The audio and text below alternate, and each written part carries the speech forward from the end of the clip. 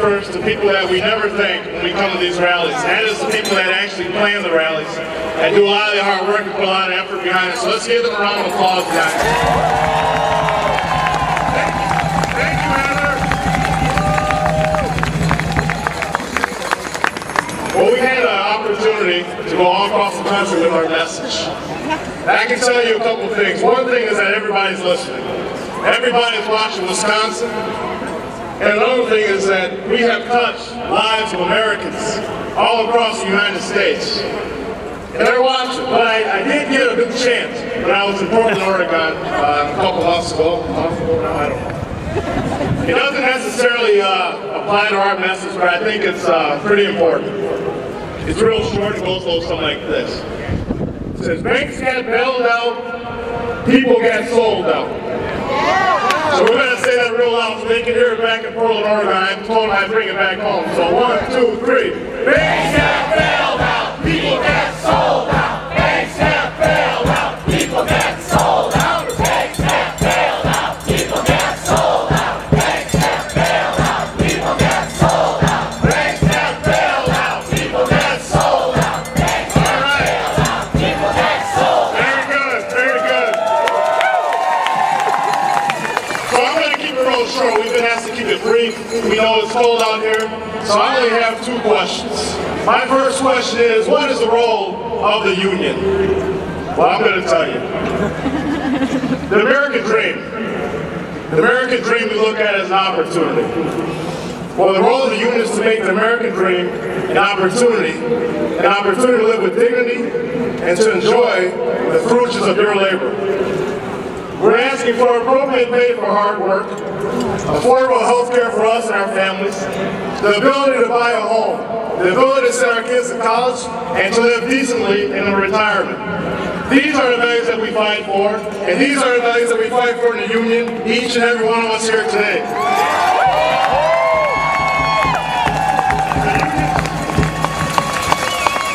The unions help to preserve a balance of power in this country, ensuring that corporate interests and the bottom line don't trump the American dream or American values. One of the greatest strengths of Wisconsin is that we have a sustainable middle class, and we have to keep it that way. Because right now, we are the last defense, ladies and gentlemen. We are the people that are standing in front of the Koch brothers. We are the people that are standing in front of Scott Walker's legislation that strips us of our rights, strips us of our ability to sit down with our employer, talk about hours, wages, and working conditions. We are the last defense. Look around. We have to stand strong and stand together. Now my second question is, what's the role of the other side? What's the role of government? Well, I did a little research, and nowadays when us younger people research, what we do is we don't go to the library, we go to the computer and Google it. So I Googled what is the role of government, and what came up right away? 1854, Abraham Lincoln wrote an essay, and he asked that question: what is the role of our government? Why do we need government? Why do we pay taxes? He says, the legitimate object of government is to do for the people what they need to have done, but which they cannot do at all, or cannot do so well for themselves, in their separate and individual capacities. So certainly no individual can deliver modern medical health care to himself. He can't be his own fire department. He can't be his own police department. One person can't plow all the roads in the state of Wisconsin. He can't build a road. He can't build a bridge by himself. He can't provide for common schools. So this is the role of government. So now we're going to ask our government to do the right thing and do what we just talked about, instead of taking workers' rights from common people like ourselves.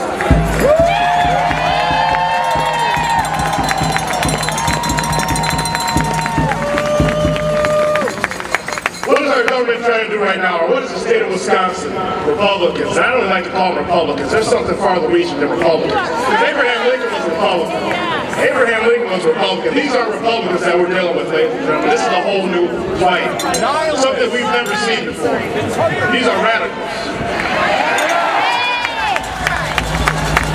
Right now they're trying to eliminate our voice, desensitize us, discredit us, and defund us. We can't let that happen because this is an attack on the way of life.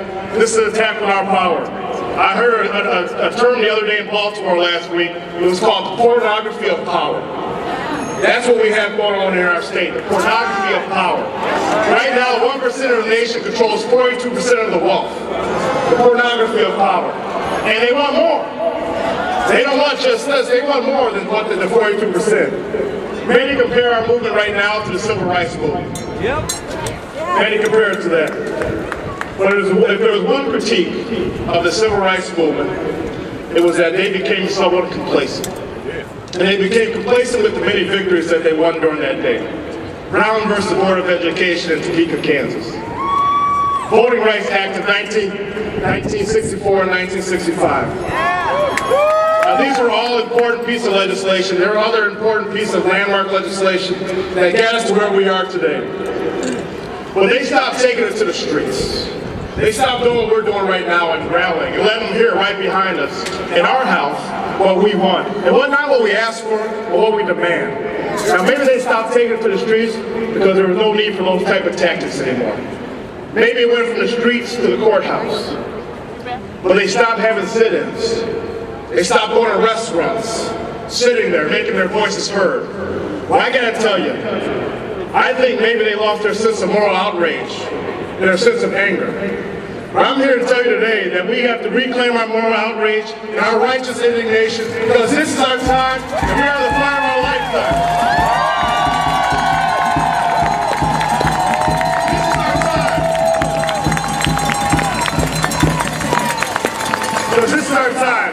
And the role of the union, lastly, is for us to organize. We went from organizing to servicing. We need to get back to organizing and take care of our people.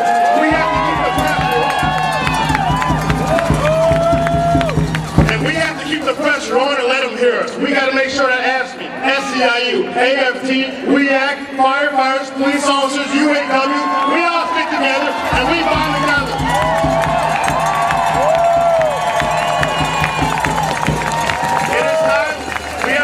That we keep our personalities aside. We have to keep bonding together. We cannot stop this fight. We have to have sustainability. We have to keep going, make our voices heard. Our resolve has to be stronger. Our pain has to run deeper. Our passion has to last longer, and we cannot be desensitized. We cannot let them defund us. We cannot let them get rid of us, because if they had their way, they would get rid of the middle class. We'd be back eating government cheese, and I'm not going back to that. No. But this is something than one individual. This is something bigger than one individual. This is not about you. This is not about me. This is about us. We have to unite. This is about history. This is about justice. And I guarantee we're done. We will be on the right side of history. And I damn well know we're on the right side of history.